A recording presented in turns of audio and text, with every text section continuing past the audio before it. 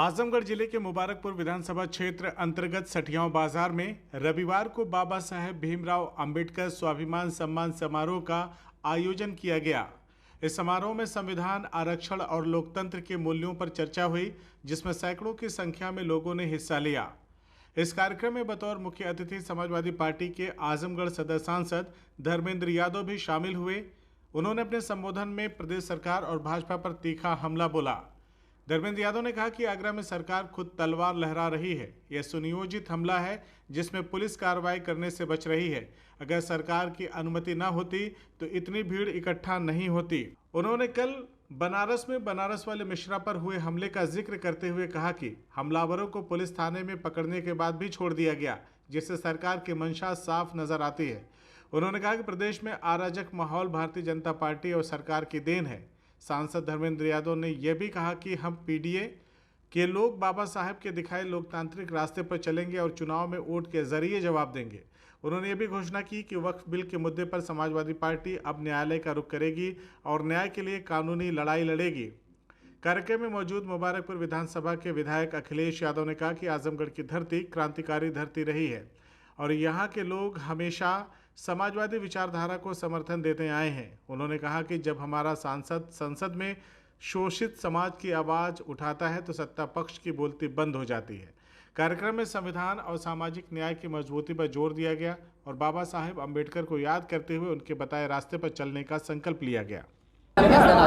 देखिए, पूरे उत्तर प्रदेश में समाजवादी पार्टी के लोग बाबा साहब की पावन जयंती जो कल आ रही है, एक सप्ताह का पार्टी ने कार्यक्रम आयोजित किया था। जगह जगह हम लोग बाबा साहब के योगदान पर चर्चाएं कर रहे हैं, जो संविधान के ऊपर खतरे हैं उस पर चर्चा कर रहे हैं। उसी परिप्रेक्ष्य में आज मुबारकपुर क्षेत्र के साथियों के साथ ये चर्चा हो रही है।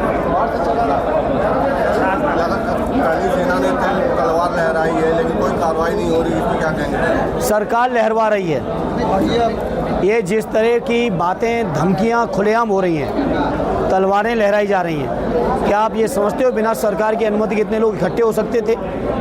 क्या आप ये मानते नहीं हो इतनी पुलिस की मौजूदगी के बावजूद आगे तलवारें लहराई गई, कार्रवाई किसी पे नहीं हुई?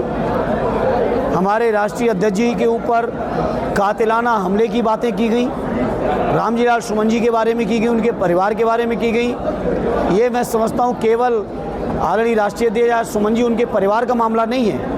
ये पूरे हमारे दलित, पिछड़े, मुसलमान भाई, आदिवासी भाई जो लड़ाई लड़ रहे हैं, जो समर्थक हैं हमारे राष्ट्रीय अध्यक्ष जी के करोड़ों लोग, उन सब के ऊपर ये हमला है और ये सरकार सुनियोजित तरीके से करवा रही है उत्तर प्रदेश की। बनारस वाले मिश्रा जी पर भी हमला हुआ है लेकिन लगातार कार्रवाई नहीं होती, जबकि थाने में गिरफ्तारी आपने सुना कभी कि मुलजिम थाने में हो और उसके बाद भी छोड़ दिए गए? ये इससे साबित हो रहा है कि पूरे उत्तर प्रदेश के अंदर इस तरह का अराजक माहौल भारतीय जनता पार्टी और उत्तर प्रदेश सरकार पैदा करना चाहती है। लेकिन हम लोग पीडीए के लोग, जो बाबा साहब ने रास्ता दिखाया है लोकतंत्र का, जो बाबा साहब ने रास्ता दिखाया है चुनाव का, वोट का, या महात्मा गांधी जी जो हमको रास्ता दिखा के गए हैं धरने का, शांतिपूर्वक आंदोलन का, उन लोकतांत्रिक तरीके से हम लोग जवाब देंगे। सर, वक्फ बिल को लेकर आपने आवाज़ उठाई थी लेकिन संसद में पास भी हो गया, अब आगे की लड़ाई किस तरह से लड़ाएंगे? देखिए, संख्या में उनकी ज़रूरत थी इसलिए पास हुआ है और जो सहयोगी दल, जो हमारे मुसलमान भाइयों के वोट लेके जिन्होंने इस बिल को पास कराया है, उनके प्रांतों की जनता उनको भी जवाब देगी।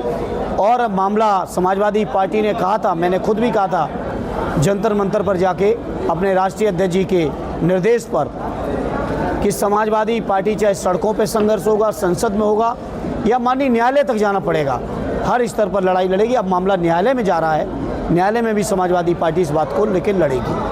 सेना का एक सिपाही लगातार कह रहा है कि अखिलेश यादव को गोली मार देंगे। इस पर कठोरतम कार्रवाई करनी चाहिए थी उत्तर प्रदेश सरकार को, लेकिन उत्तर प्रदेश की सरकार ही कहलवा रही है तो कार्रवाई कौन करेगा? CIB इंडिया न्यूज की सभी खबरों को देखने के लिए लाल रंग की बटन को दबाकर चैनल को सब्सक्राइब जरूर करें, घंटी जरूर दबाएं ताकि हमारी सभी खबरों के नोटिफिकेशंस आप तक पहुंचते रहें।